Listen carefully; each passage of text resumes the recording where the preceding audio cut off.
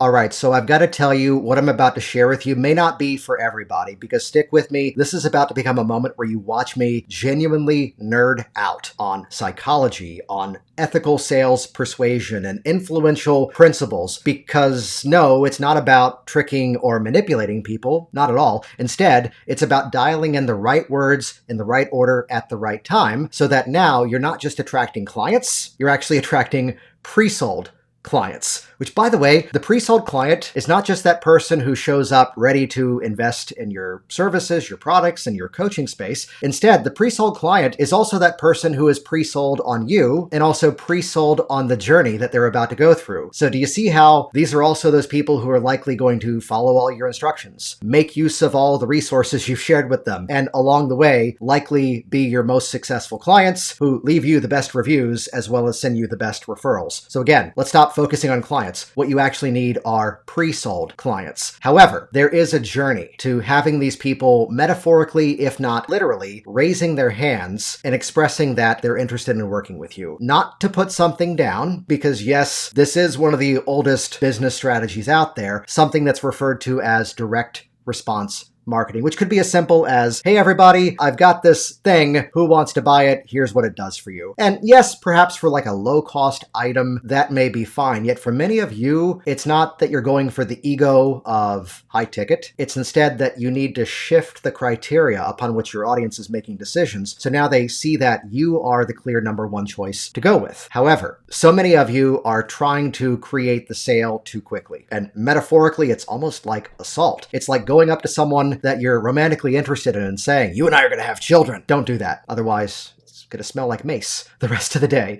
No, instead, you need to have a mechanism to have people raising their hands. And basically what I'm getting at, and set aside the technology of what I'm about to say, because it comes around to, yes, funnel marketing, which no, I'm not necessarily talking about fancy pages and difficult software. No, there's people who are at the top of the funnel. Those are the people who are aware of their problem and beginning to look for a solution. There are people who are at the middle of the funnel, which is where now they're very aware of their problem and they're starting to dial in exactly what solution they want to use. And then there's, from the middle of the funnel, the bottom of the funnel. These are those people who are now making those final decisions as to yes or no, are they going to work with you? The thing is though, we've got to grab their attention. We've got to stop the scroll. We've got to create a moment of value at the top of this funnel. So I'm going to share with you, and not to be too bold, a method that I've used for years that I can make an offer to an audience as what would be considered an opt-in, a lead magnet to get people onto my list. And anyone out there who knows anything about business knows the money is in the list. But to get people, again, raising their hands, and I've got to tell you, to hype this up properly, there's times that I've done this with 70, 80, 90, more than 100 people in the room, and I got pretty close to 100% compliance from the audience. Because the strategy I'm about to share with you, it might be helpful. I'm recording this video. If I made this video available as a download, that would probably be helpful, right? So you can kind of model the language. Okay, cool.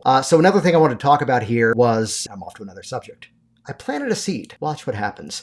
Then another moment could occur to go, well, I broke down this series of linguistics that I say that as you're creating a video, you want to, one, make sure your video actually gets found, and two, people actually watch it, and three, they actually watch it all the way through the end. And even though it might sound like a bunch of steps, there's a thing that I've created that's a 7-point checklist that as long as you follow those steps, you're going to have a greater ability to then have people not only watching your video, but also then taking the desired action at the end of it. I've got that checklist on my computer. If I shared that with everybody, would that be okay? Do you see what I've done there? I have created 2 moments of emotional buy-in. I have created 2 moments where emotionally people have raised their hand and said, yes. What did I not do? Hey everybody, I have a mailing list and I'm going to send you an email every Monday because I feel like it. Put your email address on this thing. No, I hate that and don't do that. Instead, create intrinsic value. Create the desire for the thing. Create the desire for the thing before you even make the opportunity available for the thing. And then from there, it's entirely up to you, whether it's names on a clipboard, you get fancy and figure out some way of doing it on a tablet device. You tell them the thing that there's softwares out there that do the text this word to this